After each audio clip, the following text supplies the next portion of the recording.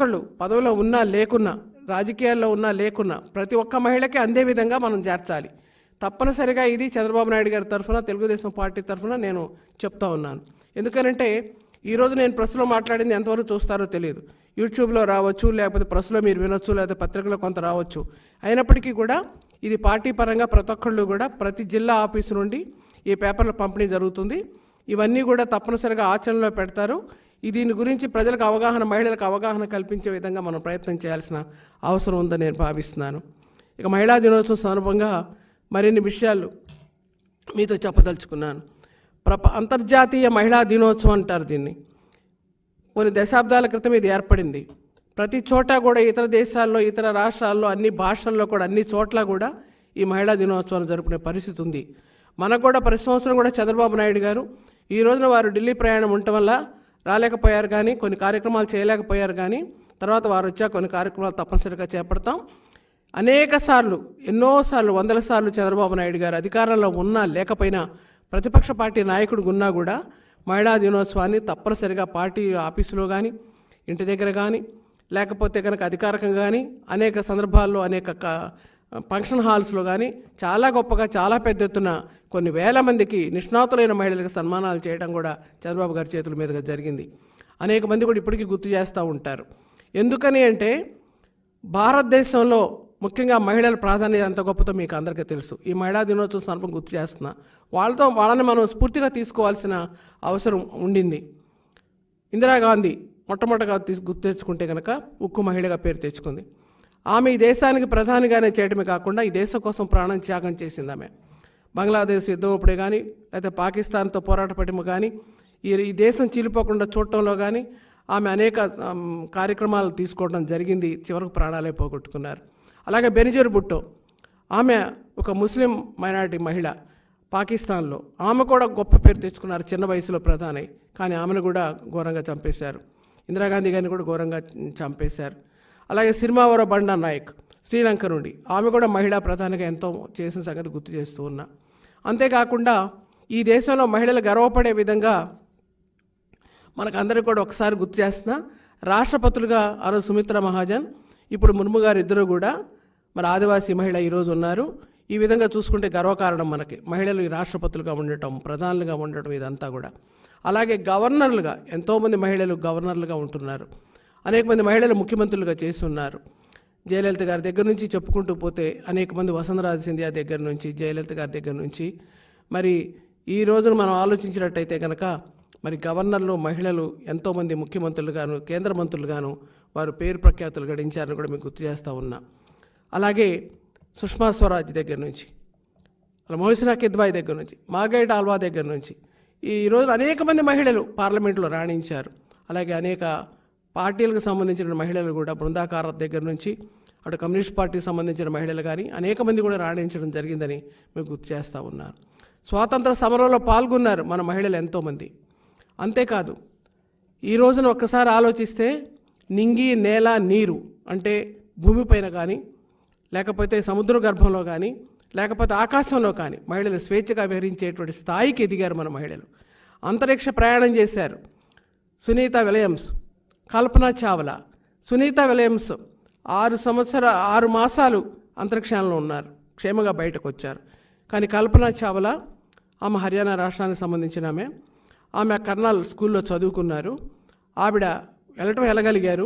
అక్కడ విజయవంతంగా పూర్తి చేసుకుని తిరిగి వస్తుండగా విమానం ముక్కలైపోయి ఆమె మరణించడం జరిగింది. ఇలా చెప్పుకుంటూ పోతే ప్రాణాల త్యాగం చేసి అంతరిక్షంలో ప్రయాణం చేసిన మన మహిళల గొప్పతనాన్ని ఒకసారి గుర్తించుకోవాలి. ఈ మహిళా దినోత్సవం సందర్భంగా నేవీలో పనిచేసేటువంటి మహిళలు ఎంతో ధైర్యంగా, ఎంతో మంచి పేరు తెచ్చుకున్న మహిళలు ఎంతోమంది మనకు స్ఫూర్తి. అలాగే ఆర్మీలో అంటే యుద్ధంలో యుద్ధ విమానాలు నడుపుతున్నారు, యుద్ధంలో పాల్గొంటున్నారు, మగవాళ్ళ కన్నా మిన్నగా కూడా రాణిస్తూ ఉన్నారు. ఇది కూడా మనం గుర్తించుకోవాల్సినటువంటి అవసరం అన్నమాట.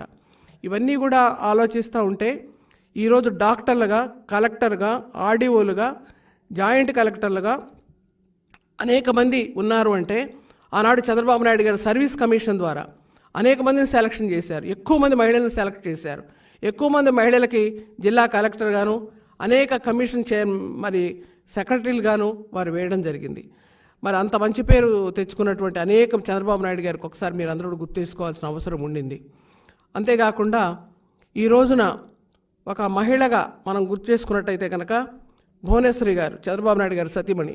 పార్టీ అని నేను చెప్పటం కాదు, చంద్రబాబు నాయుడు గారిని అక్రమంగా జైల్లో పెట్టినప్పుడు ఆమె ఎంత బాధపడ్డారో మీ అందరికీ తెలుసు. వ్యక్తిగతంగా ఈ రోజు ఉన్నటువంటి పాలకులు ఏ విధంగా అసెంబ్లీలో ఆనాడు మరి ఆమెను అవమానించారో అందరికీ తెలుసు. అయినప్పుడు కూడా దిగమింకి ఇంట్లో కూర్చున్నామే తన భర్తను అరెస్ట్ చేసిన తర్వాత ఆ యొక్క బాధతో మరణించినటువంటి కుటుంబాలకు న్యాయం చేయాలనే ఆలోచనతో ఎన్టీఆర్ యొక్క ఏదైతే ట్రస్ట్ ఉందో ఆ ట్రస్ట్ ద్వారా ఇప్పటికే అనేక మందిని అక్కడ మరి హైదరాబాదులో నాచారంలో గండిపేటలో ఉన్నటువంటి స్కూల్స్ ద్వారా మరి తండ్రులు మరణించినటువంటి బిడ్డలు, అనాథలైనటువంటి బిడ్డలు, నక్సల్ చేతుల్లో మరణించినటువంటి బిడ్డలు, పార్టీ పరంగా దెబ్బతిన్నటువంటి బిడ్డలు ఆ కుటుంబాన్ని సాయం చేయడమే కాకుండా ఈరోజు చంద్రబాబు గారి కోసం మానసిక వ్యధ చెంది మరణించినటువంటి వారి కోసం నారా భువనేశ్వరి గారు ఆ గ్రామాలకు వెళ్ళి జిల్లాలు పర్యటన చేస్తూ వారికి ఎన్టీఆర్ ట్రస్ట్ నుంచి 3 లక్షల రూపాయలు ప్రతి కుటుంబానికి ఇవ్వటం ఇది చిన్న విషయం కాదు. ఈ మహిళా దినోత్సవం సందర్భంగా నేను గుర్తు చేయదలుచుకున్నాను. నేను అనుకున్నాను నిజంగా మేడం గారికి గొప్ప సన్మానం చేయాలి, ఎందుకంటే ఆమెకి ఇంత మంచి కార్యక్రమాలు చేస్తున్నందుకు ఉత్తమ మహిళగా మహిళా దినోత్సవ శుభాకాంక్షలతో ఆమెకు అవార్డ్స్ ఇవ్వాలని. కానీ ఆమెకి చాలా దూరంగా ఉంటారు అవార్డ్స్కి రివార్డ్స్కి. అయినప్పటికీ కూడా ఏదో ఒక రోజు ఆమె నిజంగా చెప్పాలంటే ముఖ్యమైన సంఘ సేవకురాలుగా ఆమె ఈరోజు ముందున్నారు. ఆమెను అభినందిస్తూ ఉన్నాం. పార్టీ వ్యక్తిగానే కాదు, ఒక మహిళగా ఆమె చూపిస్తున్నటువంటి చొరవ, స్ఫూర్తి, ఆమె పర్యటన ఇదంతా కూడా. అలాగే మన రాష్ట్రంలో జరుగుతున్నటువంటి పరిణామాలు కొన్ని గుర్తు తెచ్చుకున్నట్టయితే ఈరోజు ఇప్పటి వరకు నేను చెప్పింది మహిళలు ఎంతమంది గొప్పవాళ్ళు అయ్యారు, ఎంతమంది రాణించారు అనేది ఒకసారి మనం ఆలోచిస్తే, మరి ప్రతిభాభారతి గారిని ఒక దళిత మహిళ స్పీకర్గా చేసిన రోజు, ఒక దళిత బాలయోగ్ గారిని స్పీకర్గా కేంద్రంలో చంద్రబాబు నాయుడు గారు నిలబెట్టిన రోజు, అనేక మంది మరి మహిళలకి అవకాశం ఇచ్చిన రోజు, అనేక మంది బలహీన వర్గాల్ని గౌరవించిన చంద్రబాబు నాయుడు గారి నాయకుడిగా మేము మహిళలుగా గౌరవపడుతున్నాం. అంతేకాకుండా ఈరోజు ఆలోచిస్తే కనుక బిడ్డలు చదువుకోవడానికి వాళ్ళకి ఎక్కడ పెట్టినా అవకాశం కల్పించే విధంగా ఎన్ని స్కూళ్ళు చంద్రబాబు నాయుడు గారు ఏర్పాటు చేశారు. మెడికల్ కాలేజీలు, ఇంజనీరింగ్ కాలేజీల దగ్గర నుంచి ఎన్నో స్కూల్స్ వారు ఏర్పాటు చేయడం జరిగింది. గ్రామీణ ప్రాంతంలో ఎన్ని రోడ్లు వారు వేశారు, ఎన్ని బ్రిడ్జీలు వారు కట్టారు. ఈ రోజున రోడ్లన్నీ కూడా చిన్నాభిన్నం అయిపోయి మహిళలంతా కూడా యాక్సిడెంట్లు అయిపోయి మరణిస్తూ ఉన్నారు. అనేక మంది మహిళలు ప్రయాణాలు చేస్తూ ఉంటారు. ఈ రోజుల్లో కార్ డ్రైవింగ్ నేర్చుకున్నారు వాళ్ళు. అలాగే మరి వాళ్ళు మోటార్ సైకిళ్ళు, స్కూటీలు వేసుకుని ప్రయాణం చేస్తూ ఉంటారు. సైకిల్స్ మీద వెళ్తుంటారు, స్కూటర్ల మీద వెళ్తుంటారు, మోటార్ సైకిల్ మీద వెళ్తుంటారు. ఎక్కడ పెట్టినా కూడా రోడ్లన్నీ కూడా అధ్వానంగా ఈ ప్రభుత్వంలో తయారైతే ఎంతోమంది మహిళలు మరణిస్తూ ఉన్నారు. ఇవి కూడా దృష్టిలో పెట్టుకోవాలి. ఒక పక్కన మహిళల యొక్క గొప్పతనాన్ని చెప్పుకుంటున్న మనం మహిళలకు వచ్చినటువంటి దుస్థితిని కూడా గుర్తుపెట్టుకోవాల్సిన అవసరం ఉంది. రేట్లు పెరిగిపోయాయి. వంట పని చేసుకోవాలన్నా, ఇంటి పని చేసుకోవాలన్నా మహిళలు కుటుంబ భారాన్ని మోయలేని స్థితిలో ఉన్నారు. ఆ రోజుల్లో అయితే మహిళలకు ఎంతోమందికి ఉద్యోగాలు వెంటనే చంద్రబాబు గారు ఇచ్చేవారు. సర్వీస్ కమిషన్ ద్వారా కానీ, లేకపోతే అనేక రంగాల్లో ఆయా డిపార్ట్మెంట్ల ద్వారా కానీ, ఆర్టీసీ కండక్టర్ల ద్వారా కానీ, ఆర్టీసీ డ్రైవర్ల ద్వారా కానీ, ఆఫీసర్స్ ద్వారా కానీ అనేక మందికి ఉద్యోగ అవకాశాలు ఇచ్చినటువంటి తెలుగుదేశం ప్రభుత్వం ఎక్కడ? ఈనాడు ఉద్యోగ అవకాశాలు రాకుండా వెలవెల్లాడుతున్నటువంటి మహిళల దుస్థితి ఎక్కడనేది ఒకసారి ఆలోచించాలి. ఇది రాజకీయం మాట్లాడటానికి నేను మాట్లాడటం లేదు. ఒక మహిళా దినోత్సవం సందర్భంగా మంచి చెడు రెండూ మాట్లాడుకుంటాం. ఆ మహిళల సంక్షేమం కోసం ఏమి చేయాలి, ఏం చేస్తే బాగుంటుంది అనుకున్నప్పుడు ప్రజల దృష్టికి విషయాలు తీసుకురావడం మంచిదనే ఉద్దేశంతో నేను చెప్తున్నాను. ఈవేళ గంజాయి తాగుతున్న తండ్రులను చూసి ఆ బిడ్డలు కూడా అలవాటు చేసుకుని, ఆ బిడ్డలు కూడా ఆ మత్తుకు అలవాటు పడిపోతే వాళ్ళ తల్లులు ఏ విధంగా గుండె పగిలేలా ఏడుస్తున్నారు. ఇవన్నీ కూడా దృష్టిలో పెట్టుకోవాల్సిన అవసరం ఉంది. కల్తీ మద్యం తాగి రోడ్ల మీద బిడ్డలు పడిపోతే ఆ తల్లులు ఎంత ఏడుస్తున్నారో ఒకసారి గుర్తు చేసుకోవాల్సిన అవసరం ఉంది. ఈ రోడ్ల మీద గుంతలతోటి యాక్సిడెంట్లు అయి బిడ్డలు మరణిస్తే ఎందుకు గుంటూరు నుంచి తెనాలి కానీ, బెజవాడ నుంచి తెనాలి కానీ నేను బయలుదేరుతుంటే వచ్చేటప్పుడు వెళ్ళేటప్పుడు నడువులు కదిలిపోతున్నాయి. గర్భిణీ స్త్రీలు హాస్పిటల్కి వెళ్ళకుండానే కాన్పులు అయిపోతూ ఉన్నాయి.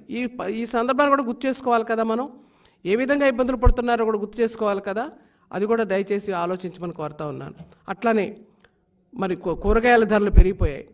అంతర్జాతీయ దినోత్సవం సందర్భంగా మోడీ గారు ఒక 100 రూపాయలు గ్యాస్ తగ్గించినందుకు మనం ఎంతో సంతోషపడుతున్నాం. అది కానుగ్గా ఈరోజు ప్రకటించింది కేంద్ర ప్రభుత్వం. ఒక 100 గ్యాస్కు ధర తగ్గించారు, గ్యాస్ సిలిండర్కి. నేను ఇంకా అడుగుతున్నాను, పప్పు ధాన్యాలు ఈ రాష్ట్రంలో ఉల్లిపాయల దగ్గర నుంచి పప్పు దినుసుల దగ్గర నుంచి నిత్యావసర వస్తువుల వరకు విపరీతంగా పెరిగిపోయి ఇబ్బందులు పడుతున్నారు. మరి ఇటువంటప్పుడు ఈ రేట్లను తగ్గించాల్సిన బాధ్యత ఖచ్చితంగా ఉంది. ఎవరు చేయాలది? రేపు చంద్రబాబు గారు వచ్చాకే జరుగుతుందని నేను భావిస్తున్నాను.